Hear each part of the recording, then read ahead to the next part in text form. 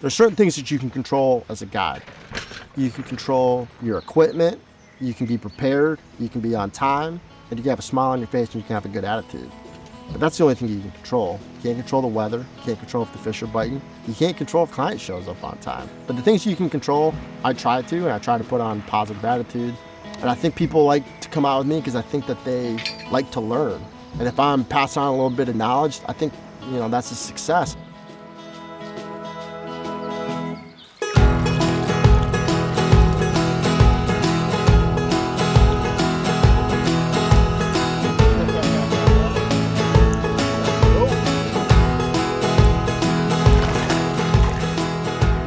I like to guide because I like teaching people. I like seeing people's smile on their face when they catch a fish, right? I love taking somebody who's new to fishing or new to fly fishing and having them kind of experience that first take or that first landed fish. To me, that's really energizing. I love having a client say, wow, that's really fun. I really like doing that. And I like being the person that may introduce them to something that they want to do lifelong. The other reason why I like guiding is because I like helping people understand what it is that they have in some cases in their backyards. I like being able to show them that, hey, this river is worth protecting or it is worth considering. It's not the garbage dump that you thought that it once was. I think the reason why I like to fly fish so much is that it takes a lot of focus and attention, right? You're casting, you're mending, you're reading the water, you're thinking like, man, is this the right fly? Or heck yeah, that was the right fly. I just got a flash. And I think that's why I do it versus other fishing, because there's more of a challenge. I'm trying to link up all these different pieces together, right? And when it comes together, it's like, aha, I did it, and it's a puzzle that I love putting together every single day. I get to do it.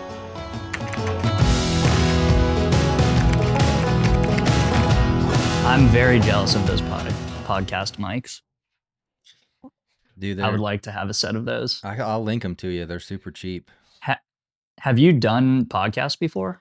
One time I went to Puerto Rico and shot a film like over a year ago that I haven't finished. And we did we did 2 podcasts over there while we were over there. So it's like a mobile podcast setup. It fits in like a small Amazon Basics like Pelican ripoff case. And you can get 4 mics going. It's pretty sweet. That's awesome. Yeah, they're... What brought you over there? Tarpon fishing. Was it? I was going to ask. Actually, what it was Fly Lords put out this article about like how to go to Puerto Rico or how to go on like a saltwater fly fishing trip on the cheap. And I was just saying to my wife and my friend how I wanted to do that. And then this article came over and it's like, flights are cheap, Airbnbs are cheap, the food is cheap, and there's tarpon that swim the beaches. And so, I was like, we're doing this. And then the same day, the article got taken down. So I think they probably got criticized for like spot burning kind of thing or something. And anyway, we still did the trip based off of this fleeting article that we found online. That's awesome. Nothing really went to plan. Like, there was a hurricane just before we went that kind of wiped the beaches out. So we couldn't really like just walk the beaches. But was this 2021? 2021. Or 2022. That big hurricane that hit it. Yeah, Fiona, I think.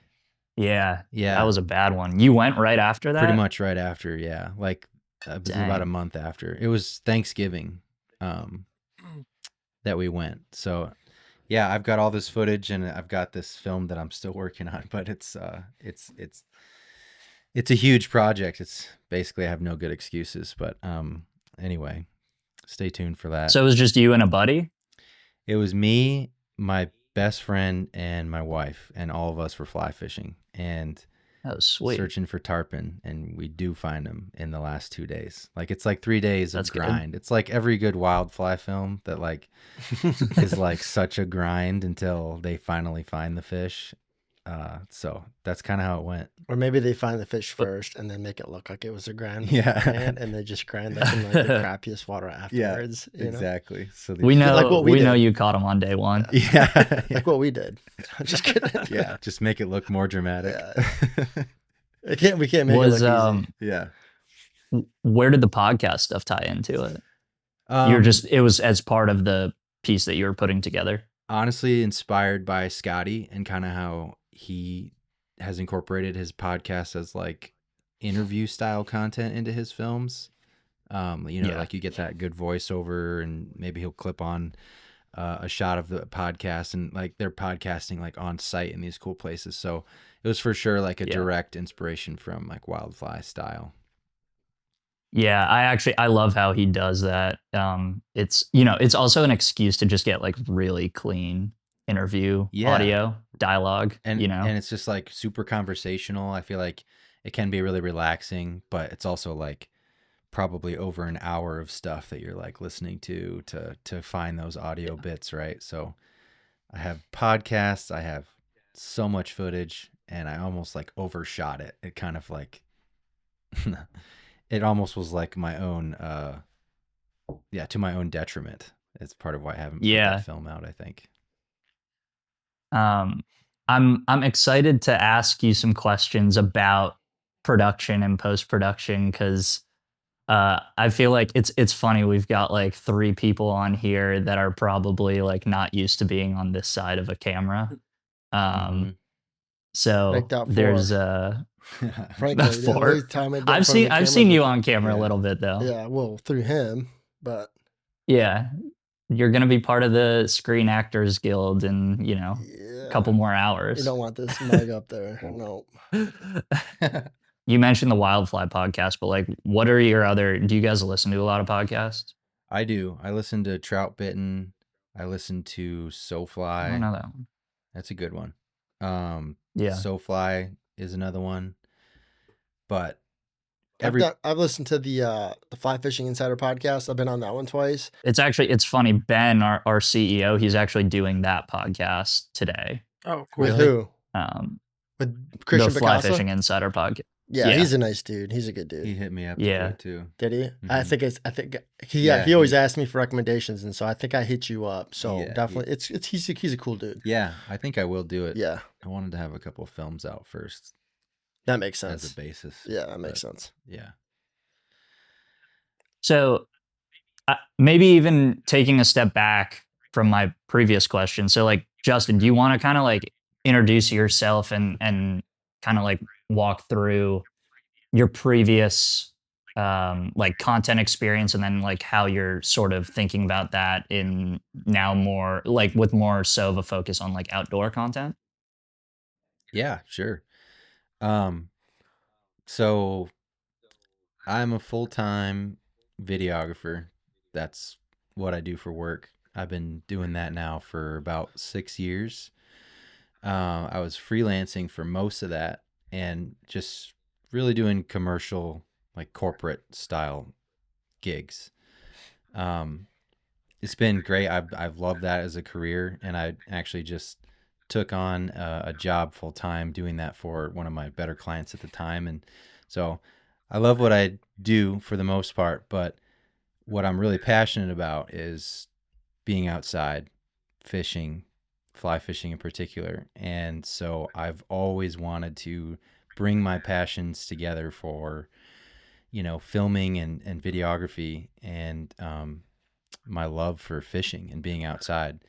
And more over the past year, I would say, I've really kind of pushed that envelope forward more. Just getting the camera out and doing as much as I can with whoever I can and just producing content in that world.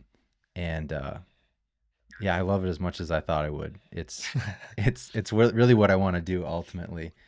I think I'm always kind of developing my dream job as I go on, but yeah, I think that this would be something that I can just really sink my teeth into and just get up excited about in the morning. So that's kind of how I've like transitioned into combining my passions and going from doing a lot of corporate stuff to getting out and hopefully getting into some more fishy stuff. That's awesome. I don't think I've asked you this before. Like, did you study filmmaking? No, I didn't. I went to school for marketing. So graduated with a bachelor's degree in marketing, studied, emphasis in sales. I got out of college and I and I got a sales job making cold calls. So much fun. Yeah, the best. No, it was the worst. It sucked. It was soul draining, and yeah, just like, well, this isn't it. But I did that for a couple years and cut my teeth in that, and learned a lot about it. But definitely knew that wasn't it. So actually, I left that sales job, and I was inspired by a friend who had a videography business based out of Nashville. He was my childhood best friend growing up. We used to make stupid videos together. I think a lot of videographers have a history in making like skate videos or like just dumb videos with their friends, but you learn how to use a camera, you learn how to edit. And anyway, he was having success with that, inspired me to pick up a camera here. I started doing real estate. And then I just started offering free work to friends with businesses because I knew I needed to get into that commercial world, and built a portfolio. And 5 years later, here we are. That's awesome. Yeah, go ahead, Zach. It's interesting. Like, all of the freelancers I meet, like the majority of them have zero actual like educational background in terms of photo and video.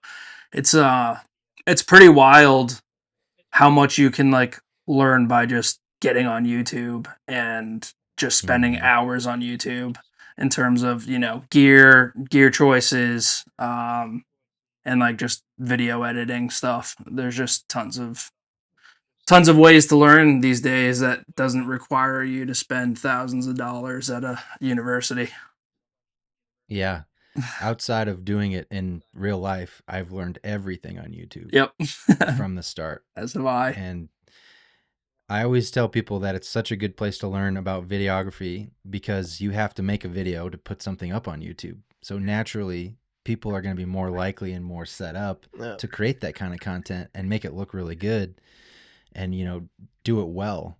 So naturally, there's so much stuff about cameras and how to use them. So yeah, it's a great time to be a videographer for that reason alone, for sure.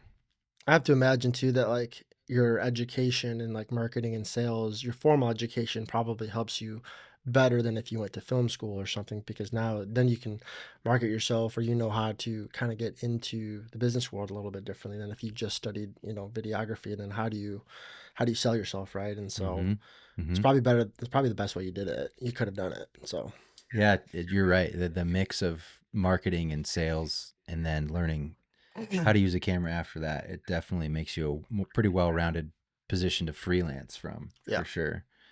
I actually was managing a couple employees for a small film group, or in the early days of freelancing. I joined up with a group, and I was overseeing 2 of our employees that went to film school, and I was like their boss for a little while I was in that group. And to me, that was pretty, in summary, that film school wasn't necessary for me. Yeah, it is kind of crazy. Like, for me personally, it hasn't just been because I think I probably would attribute a lot of like the skills I've learned in terms of editing and camera operation. Like, a lot of that has probably come from YouTube for me, but also a lot of the fishing stuff and probably the hunting stuff too. Like, a lot of that came from resources on YouTube. It's pretty crazy. Like, a lot of people don't think of YouTube as a search engine, even though it is, but like, I'm personally a visual learner. So to be able to go on YouTube and treat it as like an educational resource, it's definitely helped me a ton. Just learn quickly and learn on my own time. So. Oh yeah. Allen, I was curious, how did you first get into to guiding and fishing? Did you say your dad was into it? I think you mentioned that. No, my dad was not into No? it. No, Oh, okay. he was like, yeah, my dad wasn't into fishing. He wasn't Okay. against it or anything. We just did other things growing up. I mean, I played competitive hockey for so long, and in my formative years that we were doing that sort of stuff, right? And there was really no time to like whether you're doing camps during the summer or you're playing on the weekends all school year long. That's what we did. That was the thing we shared together, and he instilled like a love of the outdoors. But it wasn't until like a year after college or so that I really kind of picked up a rod in general and started fishing. Some of the other stuff that I was doing in my life, it kind of phased out, and fishing kind of took that, kind of took its place, right? And I always had a passion for the outdoors, so that just kind of helps fuel that. And then being able to kind of figure out a puzzle, go out on the water, that's really probably what like instilled itself in me, right? It kind of is what, for lack of a better word, hooked me. And so from Yeah. there, getting into guiding, I don't know. I mean, I spent a handful of years down in the Raleigh area after I got out of the Army, and I started fishing with this guy, EJ Stern. He owns Raleigh Fly Fishing down there, and he Yeah. was a hockey player too. And he just kind of took me underneath his wing a little bit, and we would go fishing, and then I saw that he was kind of bringing it to other people.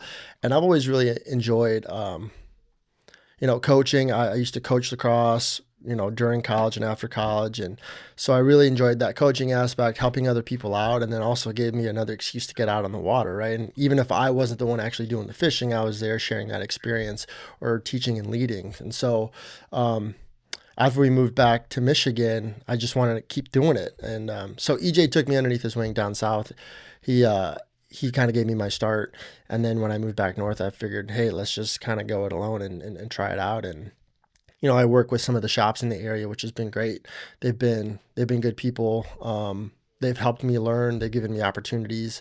And then, from there, it's just kind of getting out on the water and putting your time in, right? I mean, you got to get on the water, and you got to get on the water at different times of the year, conditions. And then, again, it's just one of those puzzles that I like to learn. I like to solve things, and then I like to then try to help other people out and do the same thing. So that's kind of how I weaved into it in the short answer. Yeah.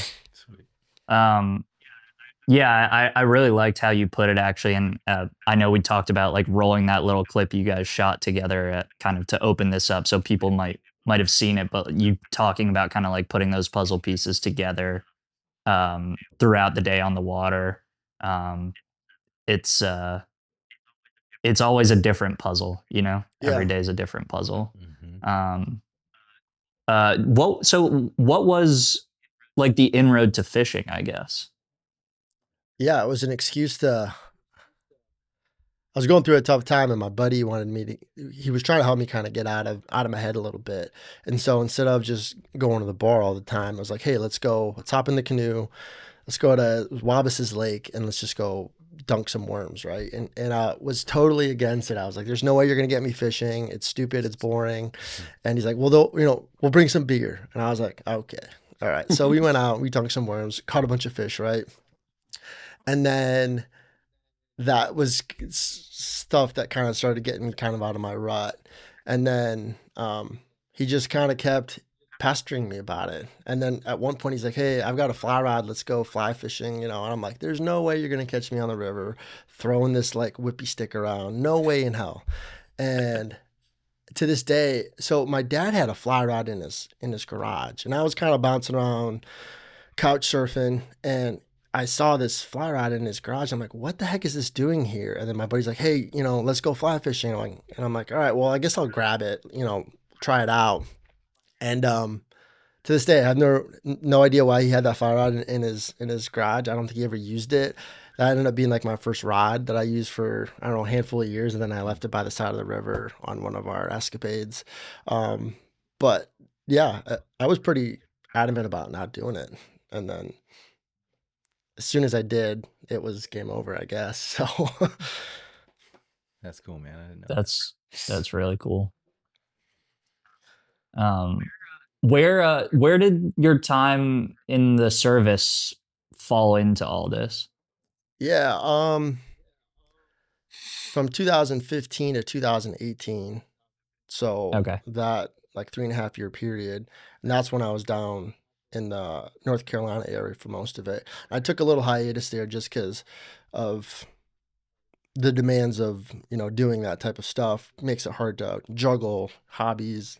I had just been married, Yeah. Work and all that stuff. So I took a year or two kind of hiatus there. And then when my service was kind of wrapping up and I had a little bit more free time, you might call it, actually, that's where I met EJ. I went to like the local Orvis store in Raleigh and I was like, hey, where can I go, fish for trout? And they kind of laughed at me like, well, the Neuse Rivers here, you could go like bass fishing. And I kind of stuck my nose up at that. I thought that was kind of stupid.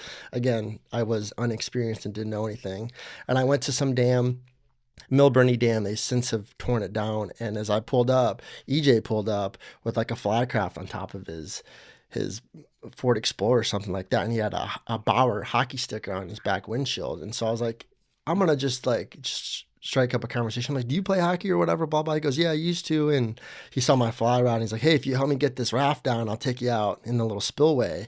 And so I was like, yeah, that's too easy. So we did that. I, got in his little fly craft and we just kind of paddled around. And we were fishing for, it was like shad or something like that. It was like the shad run was coming in and I had caught one or two and like immediately just like hooked him and threw him back in the water. And he's like, dude, you didn't want a photo? I'm like, no, this is nasty, stinky fish. I don't want a photo. And he's like, well, next time I want a photo so I can, because I didn't know he was like advertising for his business, right? So I guess that's kind of how I got back into it. And then I started going to a bunch of other rivers kind of in the area and just learning kind of how to bass fish, I guess you could say. I treated it kind of how I would treat trout fishing here up north. And I just learned that like fish are fish, right? And especially in a river system, they're looking for food, they're looking for cover. And, they might not be as picky, people might argue, but the bass were lying in the same type of places that the trout were going to be lying in if it was a cold water system. And so that kind of clicked.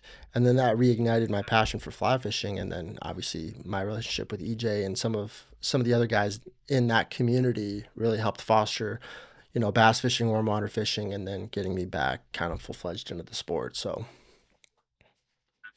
that's really cool. It's funny because like the video that I'd seen that you two had partnered on was you tying bass bugs. yeah.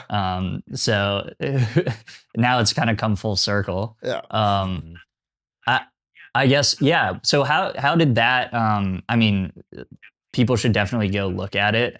It's some of the coolest like fly tying stuff I've seen as of late, in terms of production quality. And I'm a big sucker for like macro stuff. And I think, you were shooting that on a probe lens, right, Justin? Yeah. Yep. That Laowa Yeah. probe lens. Mm-hmm. Yeah. Those things are awesome. So was that the first thing that you guys had like shot together? No, actually, that wasn't the first thing. Was the first thing the trout? Mm-hmm. Oh, okay. Yeah, the first can't thing was remember. when we went on that Yeah. trout float. I had just kind of announced on Instagram that I was pursuing this passion for Good Fish Films, this brand that I wanted to just create outdoor content. And Allen messaged me and just like encouraged me and was like, hey, I know how that is taking that leap, and just kind of wished me well. So, I mean, I was like an awesome first, impression and first piece of welcomed encouragement there. And he just mentioned, I'm looking to get involved in doing some more, film oriented stuff. And I said, well, let's do it. Yeah. Let's get together. Let's go. Yeah. And so, the first thing we did was we went streamer fishing for trout. Yeah. And we had a good day. Actually, we had a great day. Yeah. When you think of like streamer fishing for trout in December, you don't necessarily think like, at least in Michigan, you're like, that's probably going to be cold and crappy. But it started with a bang. Yeah. Like quite literally with a bang. Yeah. We had some really quality fish to hand that day. And I think the ultimate goal was that I was going to work towards creating this guide spotlight video for you, for kind of like what your bread and butter is. Yep. I think a lot of people know you really well for your warm water species, your smallmouth bass, pike, guided trips, but it was the winter. So we're like, well, what can we do now? Yeah. And I know Allen also is developing some trips around trout. Yeah. He's getting dialed in on that. So that was our first escapade. And then we got back together and started doing some of that fly content. And I've known about that lens for a long time, that probe lens. It's called the Anteater lens. It's like that long, and it just is this long barrel. It's this weird looking lens that doesn't look like a lens, but I've wanted a reason to use it for a long time. So Yeah, he had messaged me. He's like, Yeah, "Hey, they're let's." He's like, "I got some ideas for some really cool like bass flies, like with a probe lens and all this stuff." And I'm like, "Yeah, sure. I don't know what you're talking about. Like, what's a probe lens?" And he sent me like a screenshot of it, whatever. And I was like, "Dude, that's pretty weird." And so I was like, "Yeah, whatever. Like, I don't care. I'm gonna be tying these flies anyway. So like, let's have some fun." And he comes over and he's got this. You have to put on like this big track, obviously, because like you can't move it, or you can't vibrate it, whatever the it's got to technical be term on a is. slider. Yeah, and so he's Really. like setting up. I had to pull my desk out, and he's got this like we basically turn my already messy room into like the messiest room ever. And he's got this track slider thing, and like we've got the deer here flying everywhere, and he's like, "Dude, this is a sick shot." And I was like, "I'll take your word for it. I don't know." So Yeah. it was fun. It was a cool thing to do. I think we scheduled like an hour or two, and we ended up filming for like, I don't know, close to 4 hours or something. He's like leaving my house at 1 o'clock in the morning or something. It was hilarious. Yeah, I came after dinner and left. It was technically the next day. It was there 1 a.m. or something. Yeah. But just every shot we're like, dang, that looks sweet. Yeah. We should try this. Oh no, we got to try this. Yeah. And it just It was cool. kept going. But I rented the lens for 24 hours. So there was also that time crunch. Yeah. a time crunch. where it was like, well, while we have this lens, like let's do as much that we can possibly think of. And there's like so much more that you could probably do with it too. It was just like we had 5 hours and let's try. Yeah, no, that was fun trying to do something different there. Yeah, there's got to be some really cool ways to like put that in the field too. I know it would be like a logistical nightmare, but Yes. but like I just shot some stuff with one of our guide partners up in the Catskills, and I got some pretty cool. We'll see. Hopefully it looks okay once it comes out of post. But like just like on cheap macro tubes, like extenders to stack up. Like I was shooting handheld on the camera that I'm filming this on right now with those macro tubes on, like in the middle of the river. They're like macro tubes that like and I had a 70 to 200 telephoto on the end of it. Oh my god. They're like Amazon macro tubes. The whole thing is like has a little bit of like a bow in it. The lens and like tubes combined are like 3 feet long. I'm like, please don't snap in half. Oh That's my funny. gosh. And hand holding it all too. Yeah.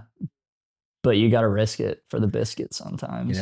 Sometimes the stuff that looks the weirdest when it's getting done looks the best after it's done. Yeah. Have you seen Zach, do you know that Instagram account Riggs? I don't think I've seen it. Oh, I have you'd to look like at it. Yeah. I figured you did, Justin. Oh yeah. It's funny. People will like, they'll like duct tape their external power to like the back of their camera and like just Duct tape do like all a types of flashlight crazy on stuff. top of their lens or something. Like just getting it done by all means. I feel like that's something that I would do if I was like doing what you guys do, like bootstrapping everything and like, oh, I got a headlamp. Like, yeah, let's just put that here. That's a light, right? Yeah. That'll work. Yeah. You should start like a fishing gear equivalent for shitty rigs, where it's like shitty like gear setups. Like you've got your raft, and then you've got like a drill with like a fan on the end of it, and that's your like trolling motor. Yeah. Yeah. Exactly. Sometimes I feel like my raft is just kind of like that already, just because it's like so beat up. It's seen. What are you? Remind me what are you rowing these days? I have a Smith fly. Like I have the Big Shoals raft. Yeah. I got that a little over 5 years ago now. It's been great. Like when I first got it down south, a lot of the rivers that I was fishing and getting onto, like there's not that good of access. There's some places there's no access, right? So I'm like hauling off the trailer through like a culvert or like over an embankment into the water, and then Yeah. the takeout is like a canoe launch that's like those big rocks, right? Like it's not, you can even roll it off with a kayak cart if you wanted to. And so I knew when I was getting started down south that like I needed something that I could just like basically move myself, right? And then um translate to up here again, a lot of the rivers that I run, you really can't get like, a big drift boat or a flat bottom or anything like that. I really do row and fish smaller water. Now you can get other apps on it, so it really just kind of translated well to what I wanted to do up here. But I do look a little silly, like, every once in a while I'll take it out on like the Muskegon or something like that. And like there's a bunch of jet boats and drift boats. And I don't guide clients out there because like that would be silly. But I go out sometimes, with my buddies or whatever, and I feel a little weird on the big water, but I don't mess around out there. I got plenty to fish in my other rivers, so eventually soon I'll probably upgrade, do some different stuff. But right now I'm trying to stay in my lane and kind of grow like sustainably. And I'm also a nurse, so like I gotta carve out time for the family as well, right? Like I can't always be on the water or in the hospital, so I gotta do that too. For sure. Yeah, man. Yeah. Yeah, those Smith flies are super sweet with how like light they are. Do you find that they're pretty like stable? Yeah, I get that question a lot. I mean, the first raft I had ever been on was like a fly craft, and again, this was by now it's probably 7, 8 years ago, and that seemed to me like that one, the one that I was on, didn't even have the front lean bar. Like that was really kind of like spooky for me. The 2-man fly craft at the time, and I'm not talking crap. I'm just saying, that was the first one I'd been on, and then I had a buddy or an acquaintance of mine down south. He actually had like one of the first ever Smith flies produced, like the one before he even had like powder coating on and stuff like that. So he had let me borrow it to try out before I purchased mine, and it was a 3-man and a little bit bigger than the fly craft, and it rode great. I mean, and yeah, like you wouldn't want to maybe row it like in Colorado and like the big rapids and stuff like that, but down south where I was and in Michigan, we don't really have anything.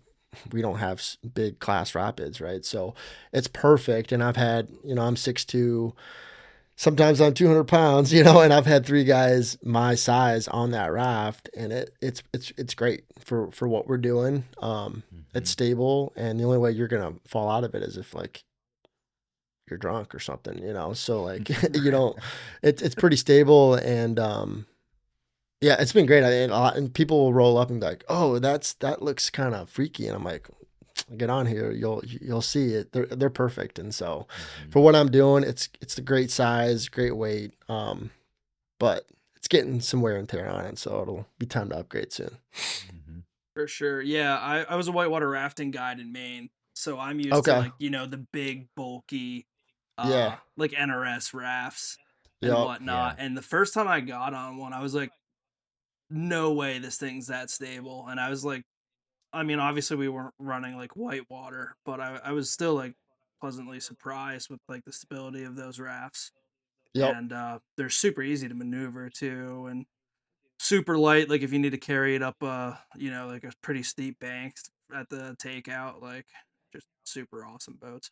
Yep. Yeah, my buddy EJ, I got 2 buddies down south, and they have those NRSs, and those things are like Cadillacs, dude. Like those are bomb proof, super fun to fish out of, super nice.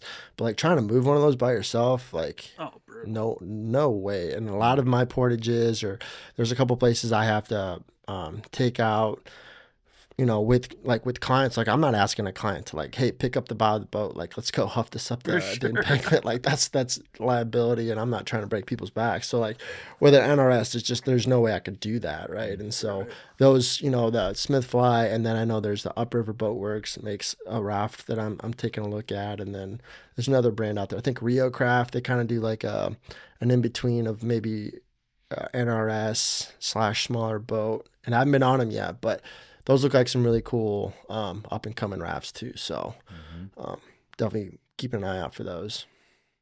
So most of the trout fishing that I've personally done has been walk and wade stuff.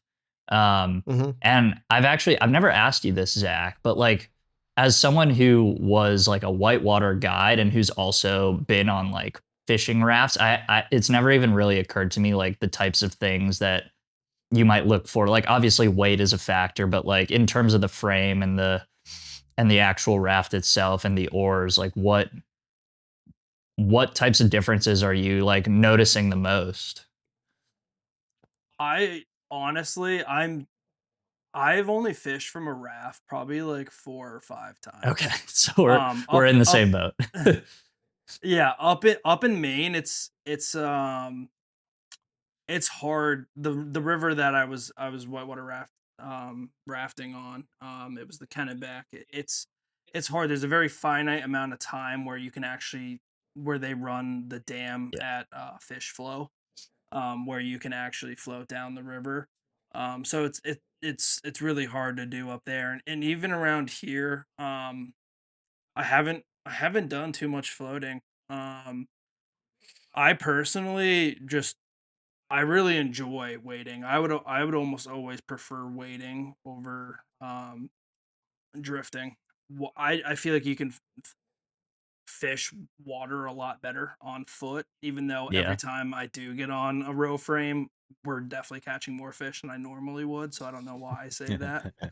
Um, but yeah, I really enjoy like the DIY. Like I'm just gonna like hike this part of the river all day long and try to catch fish a lot more than like sitting in a raft and just throwing a nymph rig over the side and that whole thing. But But yeah, smaller water for us in the Northeast, you know? Mhm. yeah, for sure. I like fishing smaller water too. I don't really like fishing bigger water all that much. I guess yeah, for bigger water like the Deerfield Thomas that we fished together before, like definitely more effective to fish it by boat than wading. But yeah, I will always probably pick smaller water, smaller rivers and creeks over bigger water any day. Yeah. I We're think what's cool about like rafting and like the service I provide is like we're never gonna be on, at least not in the way that I'm set up now. We're never gonna be on like the Manistee River or the Grand River or the Muskegon River, like our really big water, which are really good systems. And if you need some guys, let me know. But like the water I fish would be like the smaller water or kind of that in between where the trout water I fish in specific, like you could definitely, and there's a lot of places and a lot of people do it, get out and wade the sections and stuff, but it's harder to link up that distance of water that you get to cover.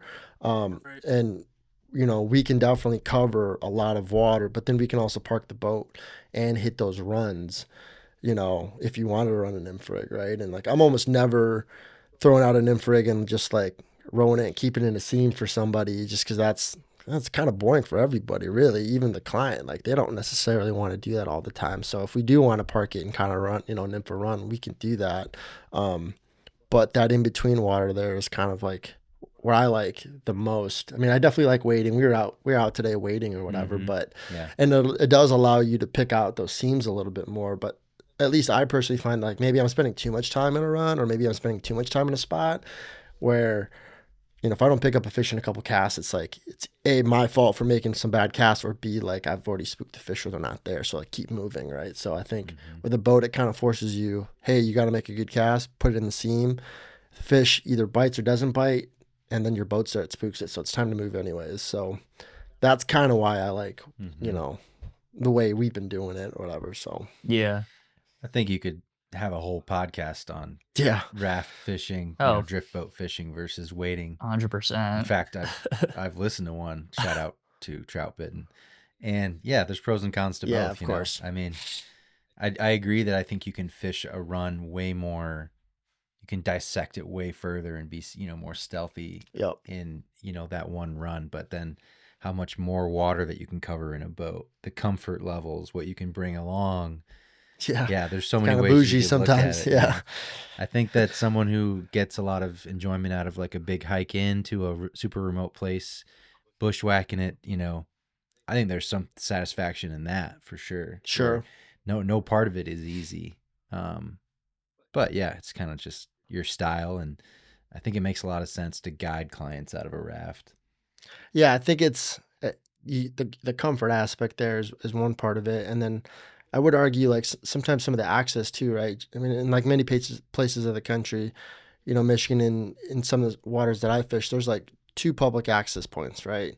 And like you can go to those spots and you get in the water, but you can only go so far as the first deep hole, and then you really not legally can you get around to the next spot, right? Right. And then same thing, you go to the takeout and you can go up or down as the first big hole, and then that's it. And then you don't get to the spots in between, right? And so having that raft or that vehicle, kayak, canoe, whatever, allows you to kind of hit those spots kind of in between there. But so I don't know where I was going with that, but other than the fact that like the hike in is awesome. But sometimes you don't even get the opportunity to hike in because it's all locked up. So, you know, there's that part of it. I think small water boats, like giving you access to water that other people don't have access to. Yeah. That other people wouldn't bring, like a hard bottom drift boat through. Yeah. Or that just wouldn't, you know, there's no good place to launch it. You know, you got to get through some sketchy launches sometimes to get your raft down there. Like, those opportunities, even if you don't fish out of the boat all day and you're just parking and fishing, you're still opening up water there that you wouldn't have been able to get to just on foot. Well, and think about like that trout section that we hit back in December or whenever. You could definitely get a hard bottom boat in that river. Yeah. But there's some places that you can't get through. You wouldn't be able to get. I mean, how many times did we get out and have to huff it and move it? You know, even what we did 2 weeks ago. What'd you say? You need a little belly boat, kick boat or something. Just to float you over the deep spots and get you to the next one. I've thought about doing that a lot of times. But I guess I've got a raft in the arsenal. So have you seen that that tarpon film from like it's from a while ago, but they go down to the somewhere in Central or South America and they're fishing for tarpon in the jungle out of kick boats? No. Oh. They're using belly boats? Oh, yeah. It's called That's cool. Tapâm, Tapam, Tapâm, the movie. You can see it on YouTube. It's it's a golden oldie. I'll give it that status. So, pardon me, what That's cool. What are you talking about? So you know those, like, they're basically like glorified inner tubes that are built for fishing. So it's like it's kind of like a U shape, and then you sit those in it. Mastercrafts or whatever that you like, aren't they called like, or isn't it like the green ones, and you have to like use the flippers? That like you put flippers on your wading that's what boots it's a lot called, of times. Okay, Yeah, and it's a lot of still water opportunities. Yes, usually. okay, I know what you're talking about. Or like really slow moving rivers. Sure. Like this local river here, I would not take a belly boat down it because there's a lot of sticks. It's like technical whitewater, you know, that kind of thing. Yeah. I've no Zach, you can maybe find a way to put a clip from this in there. The cool thing about these is that they're super portable. Like you could take this up to an alpine lake and okay. Yeah, I think a lot of guides in Colorado use those for some of their still water fishing and whatnot. And, I know Joseph Evans, the peekaboo angler. Yeah, Ida Fly. Yeah, he always uses that. Yeah, it looks like they run belly boats and fly fish out of them. Yeah, that's interesting. Yeah. Yeah, this is super packable. These I can't even imagine. Like, oh my gosh. Yeah, it's that's crazy. It's pretty crazy. I think this might be in Nicaragua, but like, the other thing that would he's gonna sink that thing. The other thing that would spook me too is like think about the carnivores that live in that type of water. Like, do I want my feet dangling like that? Like I don't know. I mean, I'll try anything once, but I don't know. Offering up your toes as snacks. I don't know about that. Probably piranhas down there. Yeah. Not for me. No, thank you. Well, I had something that I was gonna ask you. Oh yeah. Well, what about Justin? Do you have a preference filming wise though, on foot versus like from a watercraft? Yeah, that's a great question. Being in a boat allows you to take the Pelican case and take a few extra things, and you're not carrying it on your back. So obviously there's a lot of comfort there.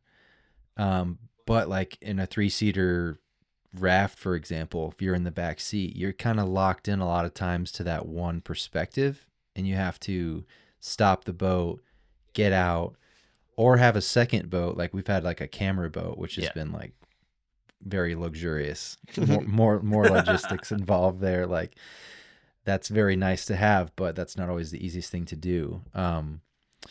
So I think honestly, I prefer filming on foot. I prefer to be way more mobile, but it's a totally different story. You got to pack differently. You got to plan differently.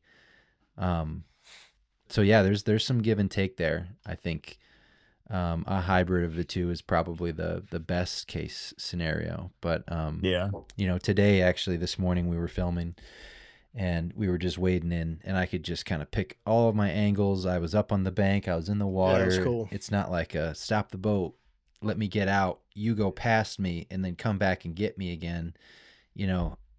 It's just a little bit more free flowing. But I came back very sweaty. Like I was wet wading, and like it started out pretty chilly. We were in the 50s this morning. Yeah, I was like, I know I'm only going to be able to wet wade for like another couple weeks. And then he showed up in his waders, and I internally was laughing a little bit, like, you're going to be hot later. But I also was freezing my butt off in the morning, so you just kind of like have to trade off there. And you just got to pick if you want to be cold in the morning or super hot later. Yeah. But you're also too like, you got a camera and gear. Like I also understand wanting to stay drier. Like right now I'm sitting with like wet underpants, so that's not necessarily comfortable, but the waders are also extra storage and pockets when you're filming. Yeah, exactly. It's very helpful. Yeah, dry storage for a lens cloth at least, right? Yeah. And all the other anglers today were all in waders. They were probably looking at me like, what is this guy doing? Yeah, but and I'm like, about the time we pulled off, everybody was looking at you like sweating. you were pretty smart. Yeah, exactly. And I'm like, yo. Yeah. I feel like in terms of camera angles too, it's like a lot of the times I like having the option to do both. Cause like I've been in situations where I'm like stuck on either on like a camera boat or on the same raft as like whoever the subject is, and like that feels very confining. And then I'm like, oh man, I wish I was like on the bank right now. And I love it when I can like, I guess maybe the ideal situation for me would be like you're in a camera boat and you can like move and get out and like get ahead of the other boat, get behind the other boat, and do all the stuff that you want to like get the variety of angles. Because like I feel like sometimes when we've done that, go ahead. Oh no, I was just gonna say, like, just to finish that thought, like sometimes I feel like if I'm stuck in a camera boat, I'll like run out, or if I'm stuck on the boat with my subject, I'll feel like I need to get more angles, and I just feel like I don't have the room to maneuver, but I can bring way more gear. To your point, Justin. Yeah. Right. Yeah. The camera boat has worked out pretty well for us. Yeah, it definitely feels like silly as like, what if as I'm guiding, and most of the time it's, my buddy or something like that, right? It definitely feels kind of weird, like having like a boat hovering around and doing stuff. But it's also really cool because like if I know there's like a good run coming up, I can be like, hey, I'm going to go ahead. And if we catch something, he can fly the drone over it and get some cool angles that way. Or if I know that like, hey, this is not necessarily a good section, like get ahead of us and we can do, I don't know, am I giving away a trade with the secret? I have no idea. No. But like, it's cool to have that option, right? And then like, if he does want to get out and I know that there is a good section, I can be like, hey, you can get out here. We're going to go around the corner and he's going to be set up already, Right. So there's definitely ways that we can get, like you mentioned, the shot that is cool or whatever. Yeah. And I will say that a pro tip for a setup like that is walkie-talkies. Yeah, we did that Oh, one yeah. time. That was perfect. I picked up some walkie-talkies from, Walmart. I haven't had walkie-talkies since I was a kid. I got these cheap little walkie-talkies, but it was a game changer to just communicate, Yeah. that way you're not yelling at each other all the time, and, you can call in when you got something coming, when you anticipate something. So yeah, that definitely helps a lot. But man, I mean, the effort that it takes to get out and just go walk down the river together versus like two boats. I need a guy to row my boat. I need a good rower that knows how to row my boat. And then you got these two vessels rolling down the river for this huge production, and then maybe you catch the fish that you're hoping for. Yeah. So sometimes you get a good angler. Like the first time we went out, I probably had one of the better anglers I know in the area, and then the other time, my best friend, and he's not a bad angler, but he wasn't as good as the other guy, or there's so many different variables involved there, but like, yeah, it's fishing, right? Like you do all these stupid, silly things to get two boats and all this rubber down the water, and you're like, catch two fish, and you're like, oh, great, that was cool, and then like him and I went out just together. We were doing like a little extra stuff going on, whatever, and we had a banger day, and none of it was on the camera because we were just fishing and having fun, but that's the way it goes, right? That is how it goes. Mm-hmm. Yeah. Yeah. What's the biggest gear adjustment you think that you've had to make, Justin? Like from kind of shifting your focus out of like these more traditional like sets or like controllable environments to like shooting in the river, in the woods? Yeah. I like to think about being like set up to do this well, because I think not everyone that is successful as a videographer in a corporate setting and in a commercial setting will be comfortable going out and dangling their equipment over the water for a full day, right? Like, I think you have to have that knowledge, but you also have to be comfortable in those environments. So I think for anyone getting into it, that's a huge part of it, is just getting comfortable in that environment and being comfortable being over top of water all the time, where if you drop it in, it's game over. So, I mean, there's that, right? But a nice pair of waders. Yeah. I would say just thinking about what your rig is like and how mobile that you are. If you're in a studio setting, you're probably locked off on a tripod pretty often, or you have access to things like sliders. You definitely have lights. You've got more stationary gear. But when you go out and you film in the outdoors and on the river, can you carry that all day? Is it going to be comfortable? Can you see your screen? I think that's a huge part of it. You're in bright sunlight. That monitor that you look at in your studio, you might not be able to see any bit of that in a normal sunny day. So I think just kind of having your batteries for the day, having the ability to see what you're actually filming, and then being comfortable enough that you can securely hold your camera all day without slipping up one time. Yeah, there's definitely a learning curve around that. And then I think waterproofing your equipment in some kind of a bag is a huge thing. I think we could do a whole podcast probably on the ways to store your equipment while yes, like a Pelican case is really nice, but good luck dragging that down the bank. Yeah. So is it a backpack? Is it a hip pack? Is it a chest pack? There's so many ways that you can pack it up. And then, a DSLR body, mirrorless camera body. What's a DSLR? Yeah. I've got one. I still have one. Right, exactly. That little compact setup, you can sling that into, a chest sling kind of thing. But if you've got a monitor and an external battery and a microphone, now does that even fit in a backpack? So that's been one of the biggest things for me, is just dialing in how to get that stuff out there, and then where I can put it if I get caught in a rainstorm, that kind of a thing. Yeah, for sure. And then put all that in a raft, Yeah. Put it in a raft, or depending on the day. Yeah. Yeah, but I like that challenge. I like that part of it because I think that it does require a certain level of know-how, and I don't think anyone can just show up and do it consistently or sustainably before something goes wrong or camera gear breaks or something like that. So I really like that part of it. I like learning that part and adjusting to that part of it because it feels pretty cool. I think it's similar to like wearing waders in the water. It makes you feel like you're very prepared and that you can go places where other people can't.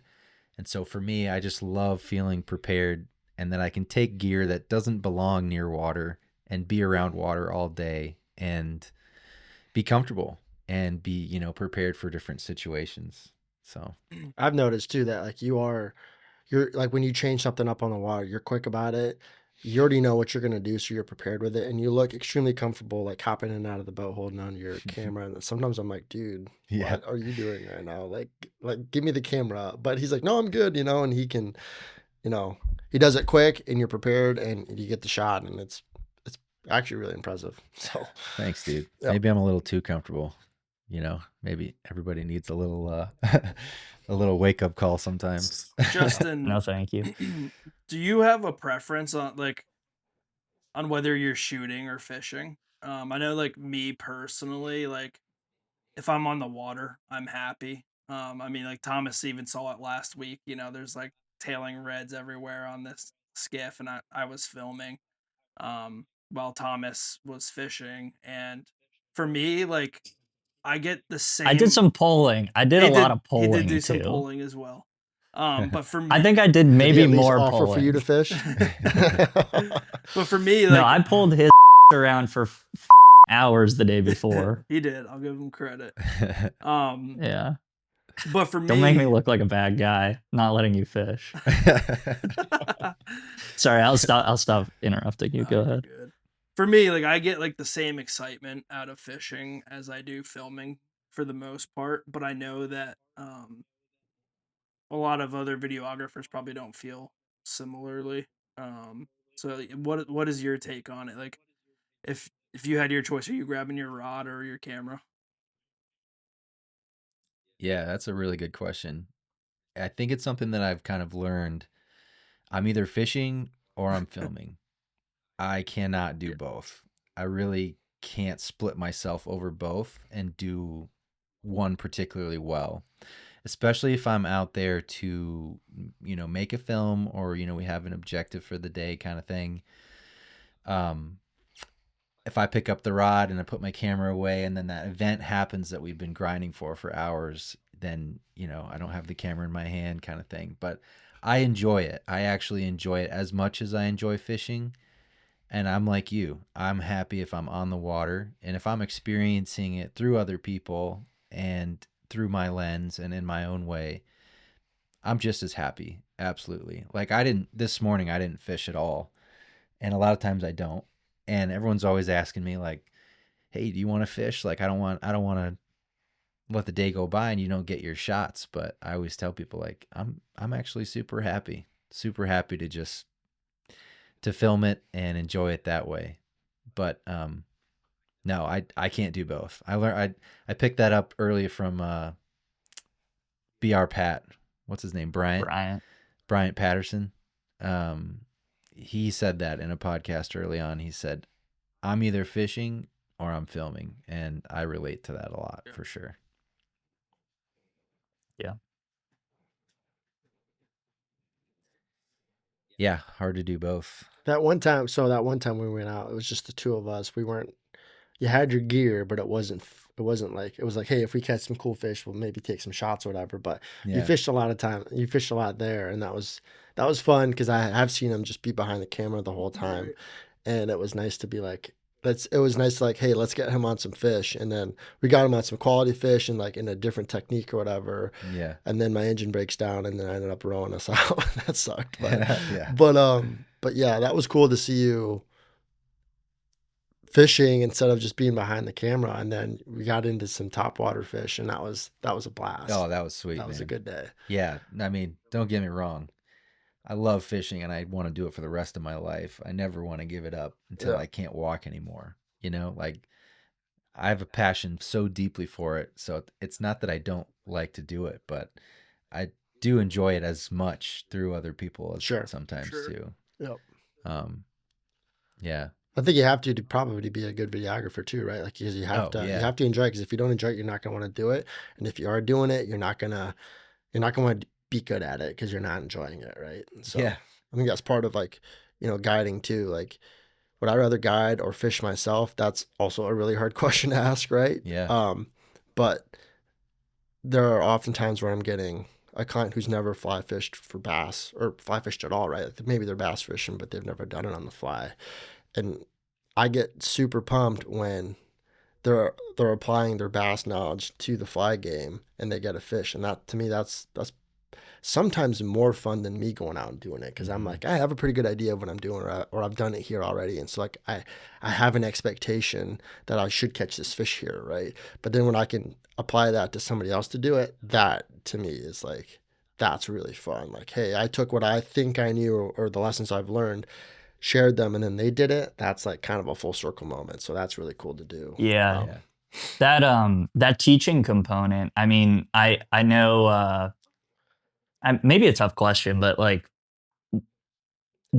Alan, when you're thinking about like content and how that plays off of like your guide business, like what are you hoping to convey through the content that you guys have been collaborating on? Like, is it always going to have like an educational bent? And I guess maybe as like a secondary part to that, like, I know people talk a lot about content and spot burning and all that stuff. Like, how do you kind of reconcile that aspect of it as well? Yeah, that's a great question. And that's something that Justin and I talk often about, Mm-hmm. because some of the water that I guide on or that we fished on just ourselves, part of it is like, hey, that's how I'm going to make some money, right? And then part of it is like, okay, this is our backyards. And so how do we do that responsibly, right? How do we make some money, or how do we monetize this efficient, or like, what's the word I'm looking for? Like, responsibly, Yeah. right? How do we monetize this responsibly? Yeah. Show people that like, hey, this is a service that I provide. And then, Justin comes in with like, hey, this is what I have in mind. This is how we can do it. And then it's got to be mutually beneficial, right? So like, is this within Justin's vision, right? Is this going to help Justin out? Is this going to help Alan out? And then we kind of try to converge and be like, hey, this is what we have in mind, right? I love to teach. I think that I like to teach in person. Now, would it be cool to make some educational videos and stuff like that? Yeah, that would be cool. And maybe that's something that, we might talk about in the future or whatever. But again, there's got to be value for both people. And then, the spot burning thing that you mentioned, it's like, hey, we need to make sure that we're doing it responsibly, and having fun. And I don't know. What do you think? Yeah. I think it's a way to celebrate this thing that we love so much.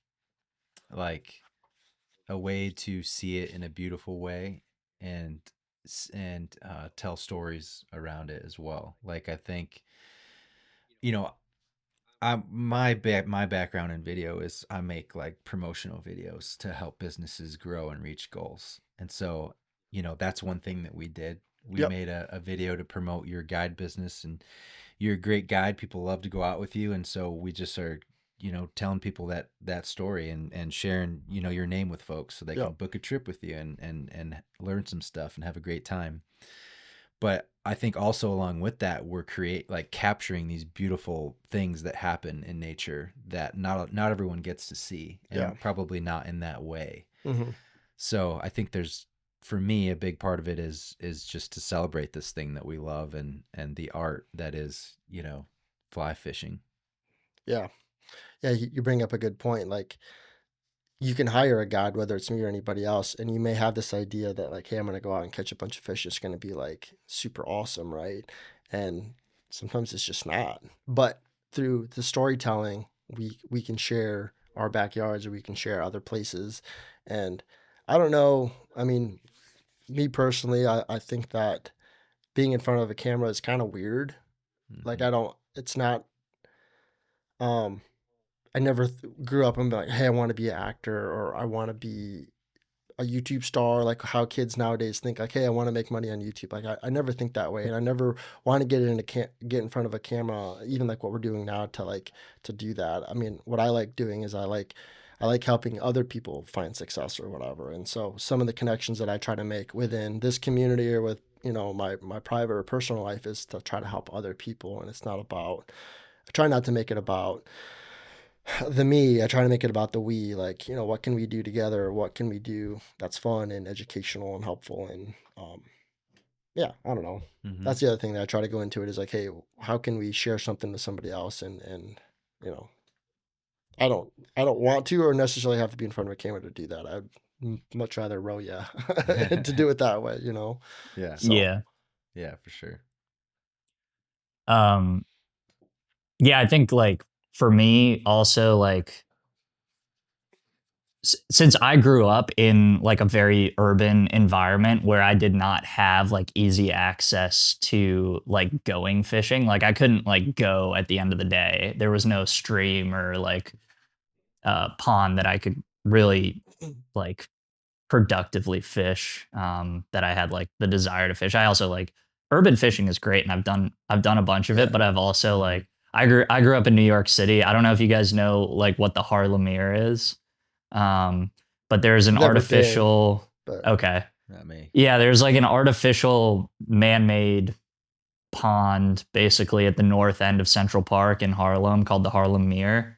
And that's actually, funnily enough, that's actually the first place I ever saw someone fly fishing. I was in like first grade and they did like a school field trip to visit the Harlemere. And I remember seeing this guy fly casting like across the pond.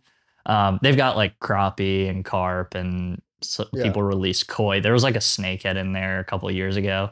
Didn't somebody, sorry, I didn't mean to cut you off. Didn't like Fly Lord or No. somebody just do like the I think they were flight in like Central Park. I think they were in Central Yeah, Park. they're and they in were- Central Park. That's not the Harlemere. That's Oh, okay. That's Okay, my bad. that's the boat pond. I'll spot burn that because it's probably one of the most photographed locations in the world. But Right.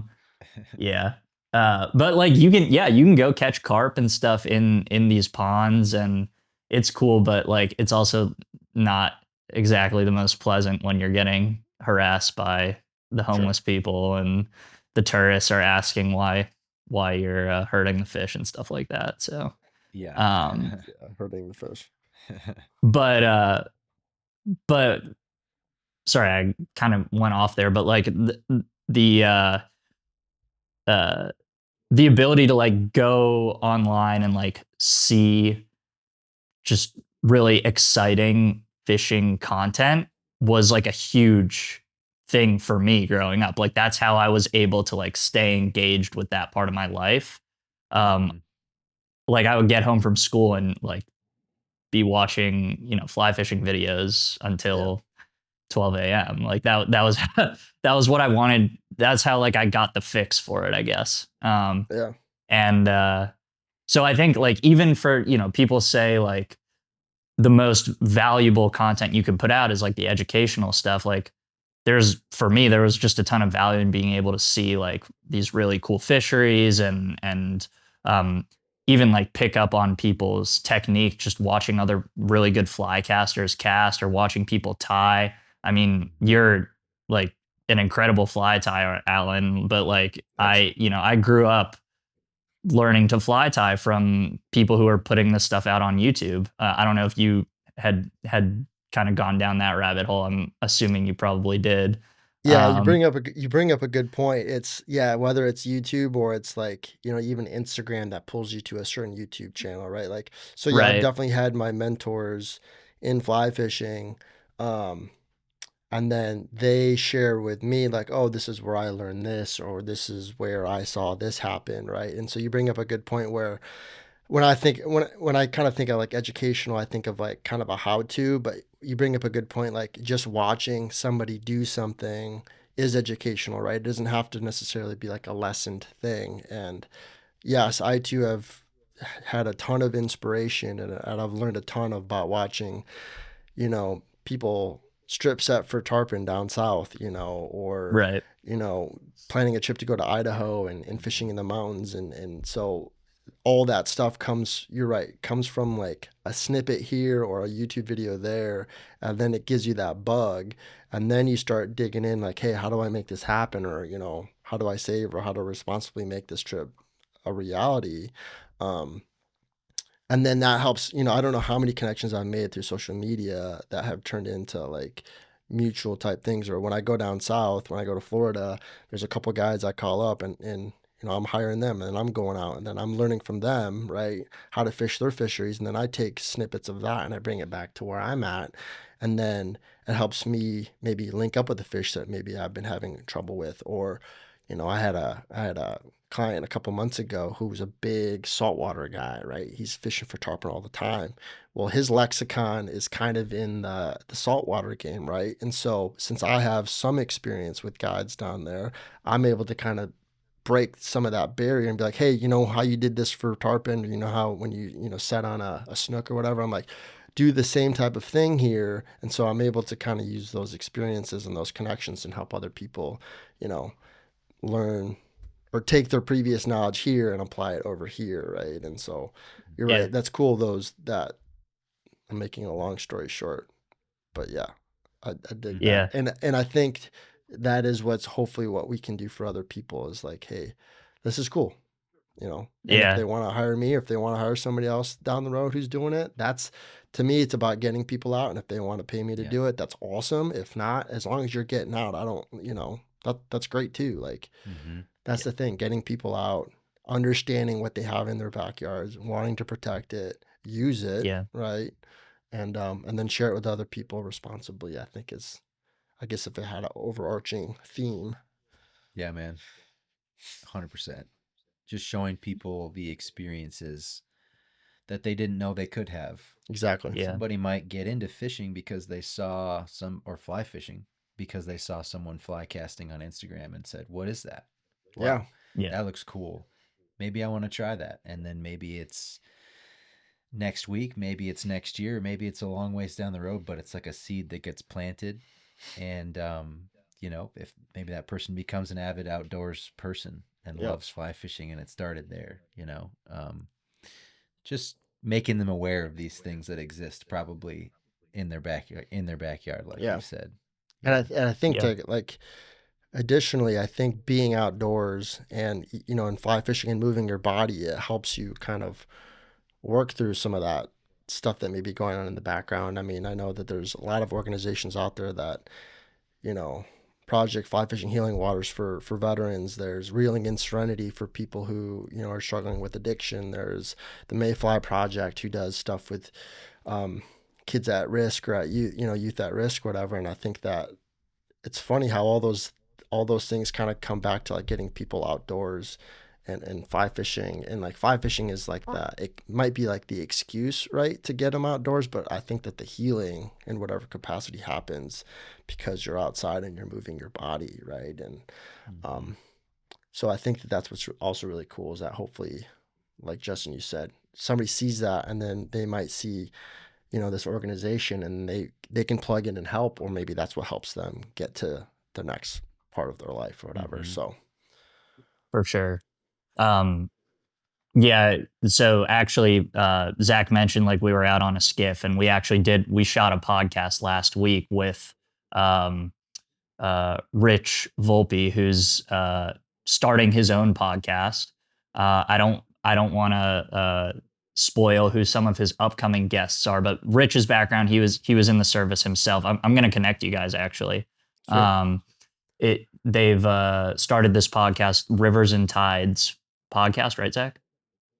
That's correct. I'm pretty sure. Yeah, Rivers and Tides. Can't podcast. remember. I'm pretty sure that's he's gonna kill me. No, it's the Rivers and Tides podcast. He actually kicked it off with one of our other guide partners, who's based down here, Austin Young, and they're actually like the synthesis of the podcast is, and that episode of our podcast will probably be out by the time this comes out, so people can listen to it. But the idea is kind of like talking with these different people and how fly fishing and the outdoors and fishing has sort of like helped them deal with tougher times in life. and a lot of his guests were veterans, and so a lot of that conversation has revolved around like um, the types of things that people struggle with, being in the service, coming out of the service, trying to make that transition, coming back home, and then just some other kind of inspirational stories of people who've sort of had a helping hand from fly fishing or from the outdoors in overcoming sort of like a tough situation. So you should definitely add that one to your list. Definitely will. It's a pretty good listen.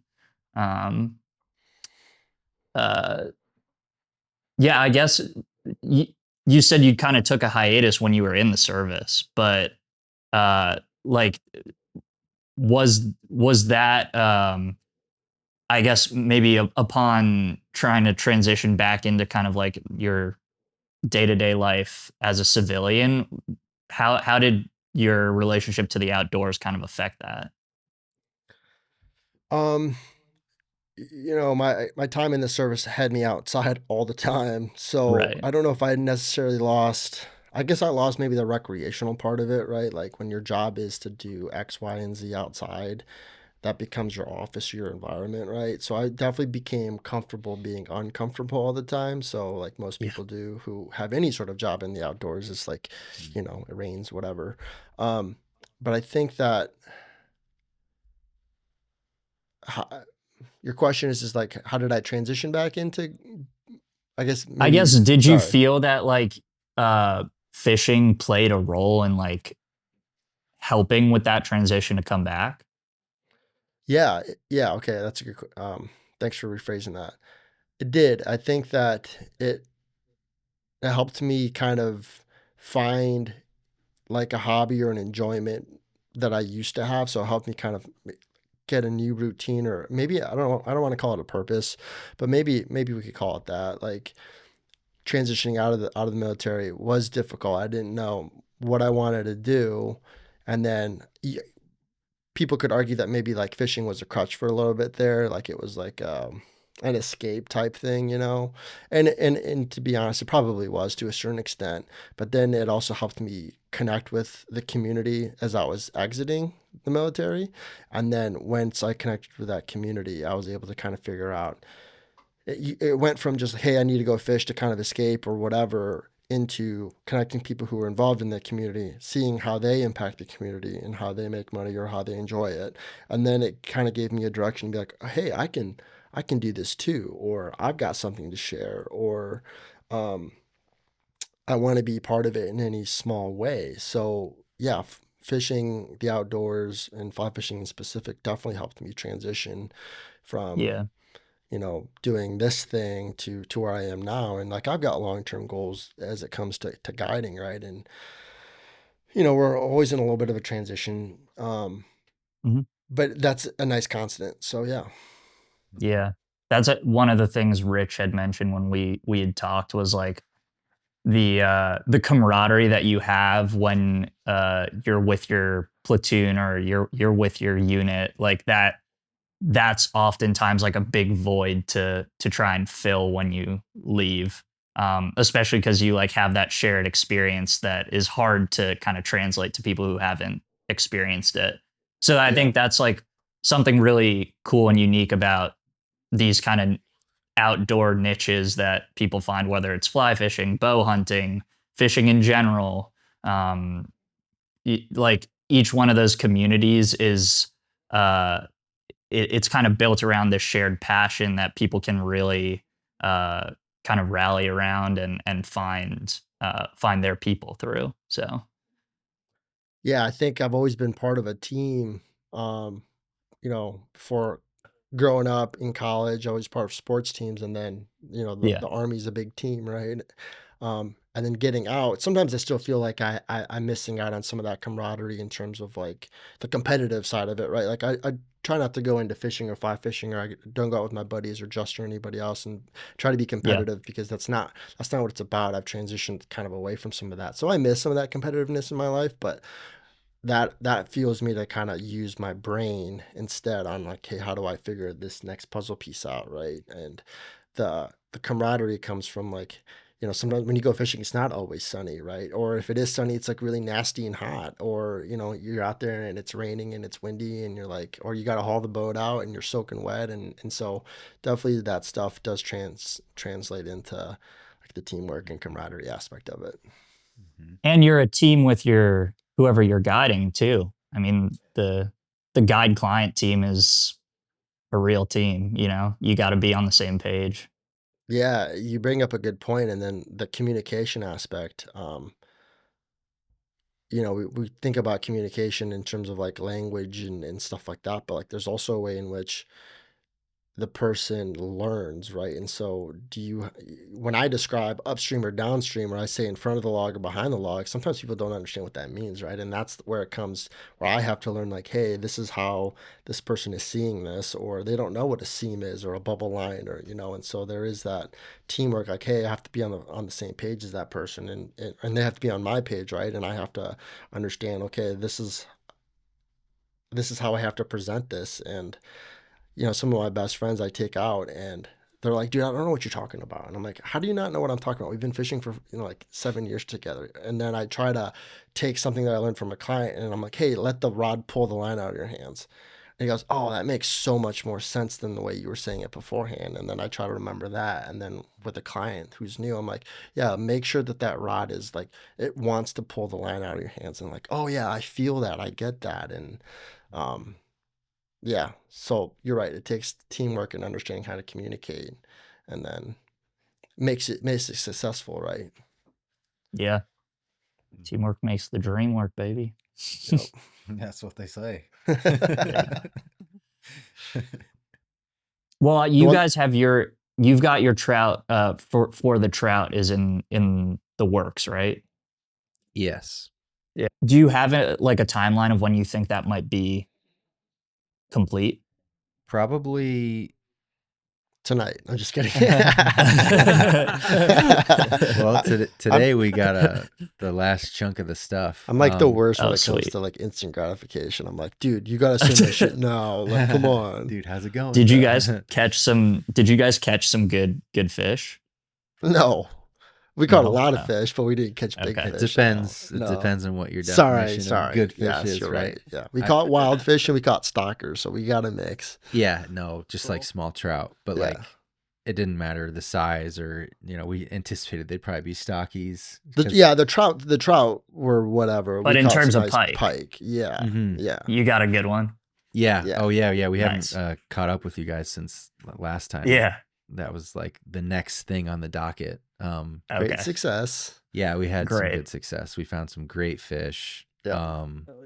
Put in some work trying Some to get tasty- some eat shots. Tasty pike tacos. Yeah. Nice. Yeah, we kept one like we planned on. Yeah. We leveled the playing field between pike and trout. Yep. We did our part.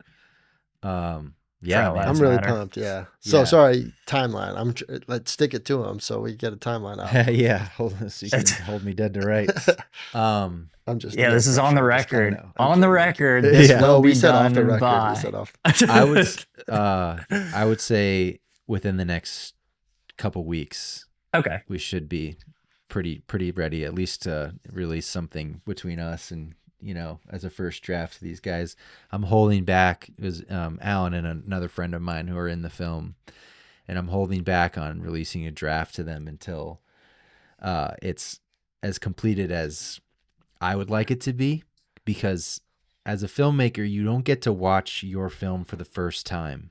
You don't get that first impression of something like you do in the film festivals. And that's Yeah. a totally different ball game than watching every clip back over and over and over again as you build these films, right? Yeah.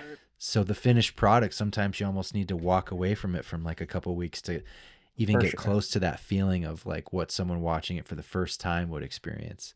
Right. And so I'm protecting that experience for these guys, and I want them Yeah. to see it. I asked him for a sneaky poo the other day, and he's like, "No, dude, I'm gonna make you wait, so it's all Yeah. finished." And I'm like, "Fuck you, dude."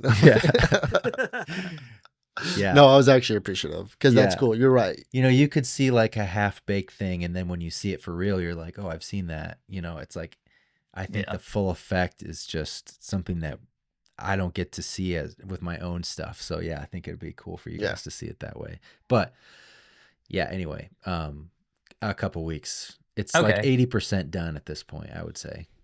I really enjoyed our conversation today. And I'm very glad that we were able to cobble together this mass remote production. So hopefully we don't run into too many technical difficulties on that end. But um, uh, Justin, where can people learn a little bit more about Good Fish Films? And Alan, where can people find you to get on the water with you?